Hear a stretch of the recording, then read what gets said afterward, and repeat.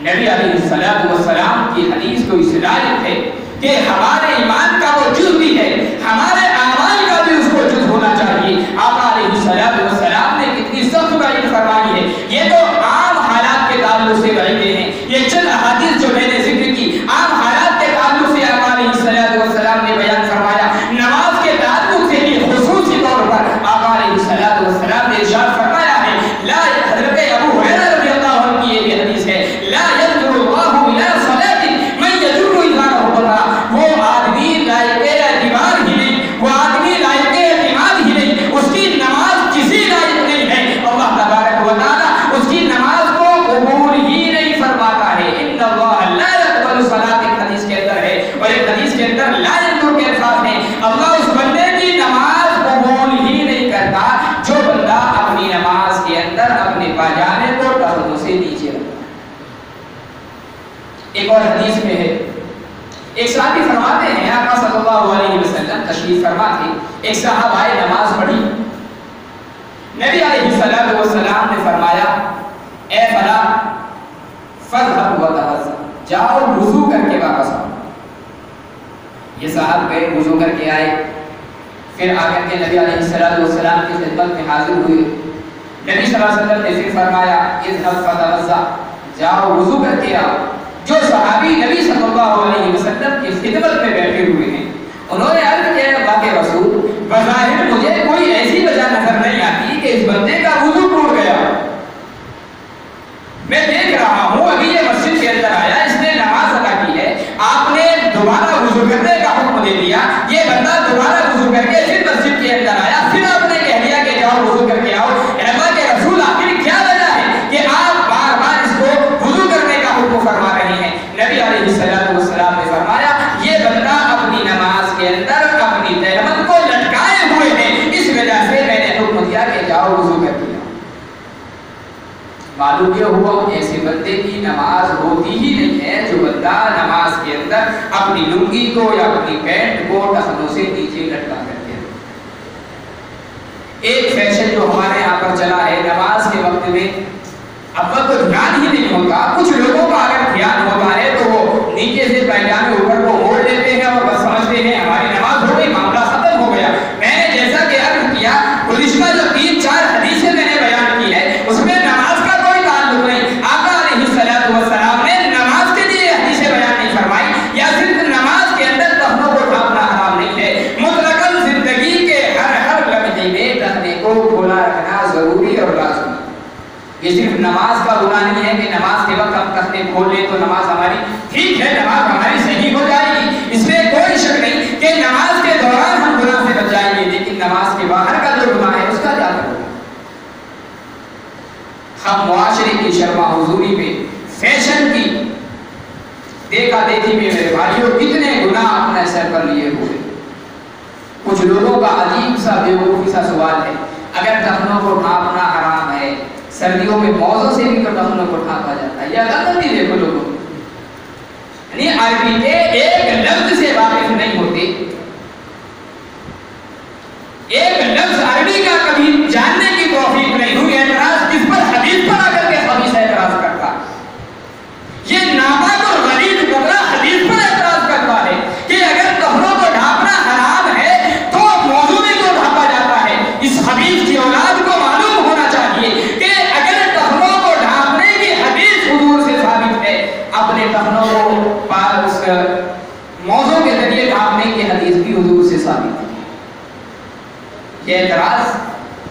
کسی بیان کرنے والے پر نہیں ہے،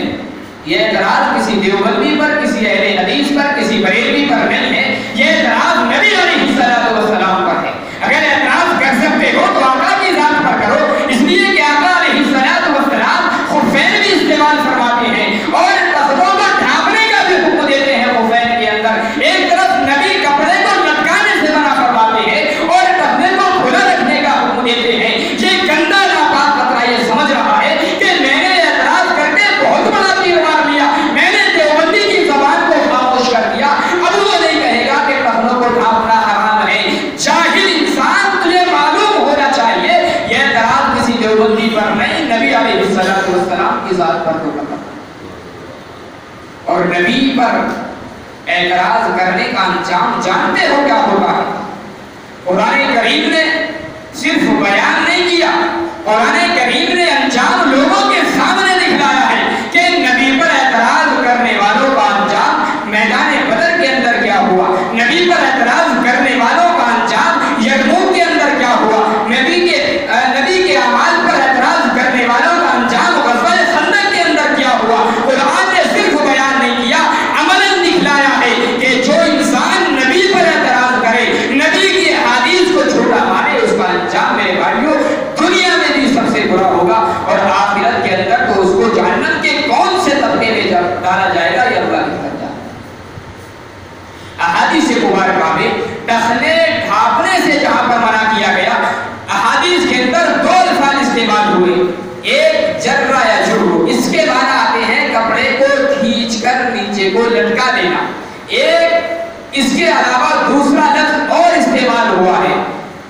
جرہ جرو کے معنی اس کے بھی لٹکانے کے آتے ہیں، اور دوسرا جو لفظ استعمال ہوا اس کے معنی بھی لٹکانے کے۔ معلوم یہ ہوا کہ اوپر سے جو کپڑا استعمال کیا جائے اور وہ نیچے کو لٹکا ہوا ہو، وہ لنگی کی شکل میں ہو، پاجامے کی شکل میں ہو، پینٹ کی شکل میں ہو، یا چادر وغیرہ کی شکل میں ہو، جبے کی شکل میں ہو، اس کے ذریعے سے ٹخنوں کو ڈھانپنا یہ حرام ہوتا ہے۔ کوئی لباس اگر نیچے سے پہنا جا رہا ہے، جیسا کہ موزے نیچے سے پہنے جاتے ہیں، اس کے ذریعے سے ٹخنوں کو ڈھانپنا حرام نہیں ہوتا ہے۔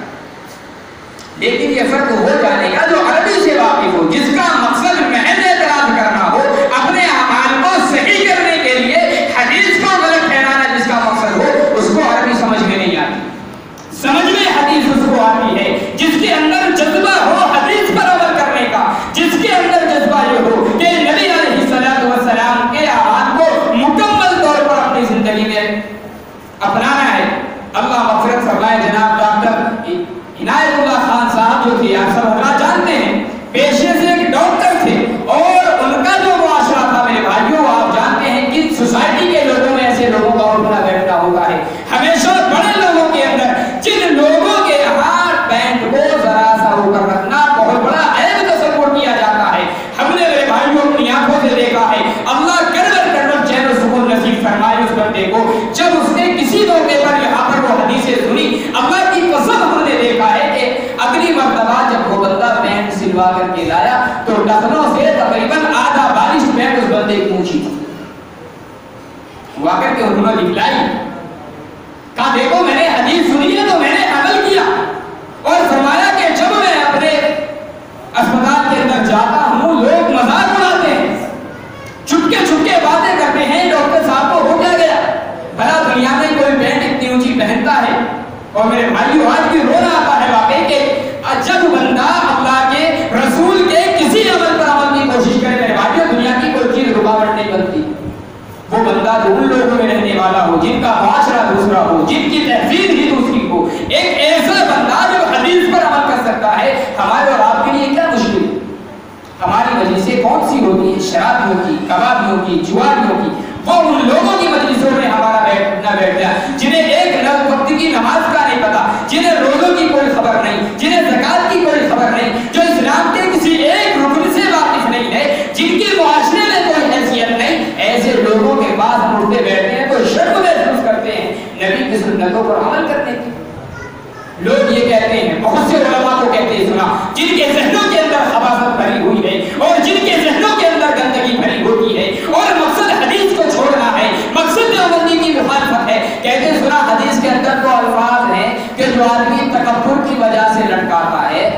اس پر گناہ ہوتا ہے، جو بغیر تکبر کے لٹکا ہے اس پر کوئی گناہ نہیں۔ کوئی بہت اچھی بات ہے، حدیث کے الفاظ تو ہیں، لیکن میرے بھائیوں تم نے غور نہیں کیا، حضرت ابن عمر کو تو آپ حکم فرما رہے کہ اپنے تہمت کو اونچا کر لو۔ حضرت ابن عمر متکبر ہو گئے، تو خبیث جاہل انسان تو تکبر والا نہیں ہوا،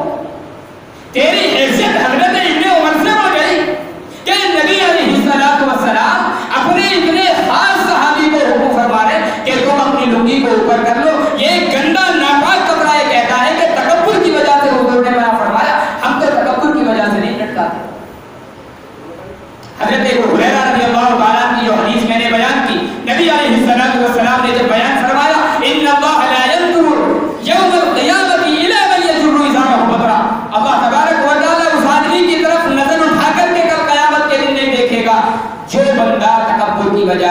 اپنی لنگی کو، اپنے تہمت کو، اپنے پاجامے کو نیچے لٹکاتا ہے۔ حضرت ابوبکر صدیق رضی اللہ تعالیٰ عنہ آقا علیہ السلام کی خدمت میں حاضر ہوئے۔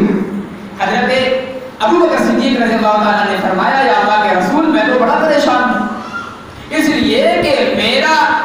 تہمت یا میری لنگی میں بار بار اوپر کرتا ہوں، بار بار نیچے کو چلی جاتی ہے۔ وہ حدیثی لکھتے ہیں حضرت ابوبکر صدیق رضی اللہ تعالیٰ عنہ کا پیٹ کچھ آگے کو نکل گیا تھا، جس کی وجہ سے لنگی پیٹ پر رکتی نہیں تھی، بار بار نیچے کو سرک جاتی تھی۔ حضرت ابوبکر صدیق رضی اللہ تعالیٰ نے فرمایا یا اللہ کے رسول میں کیا کروں، مجھے تو سمجھ میں نہیں آتا۔ الفاظ ہیں الا ان اتعاہد، فرمایا الا یہ کہ میں ہر وقت نگرانی کروں، اور ہر وقت لنگی کو پکڑے پھرے گا۔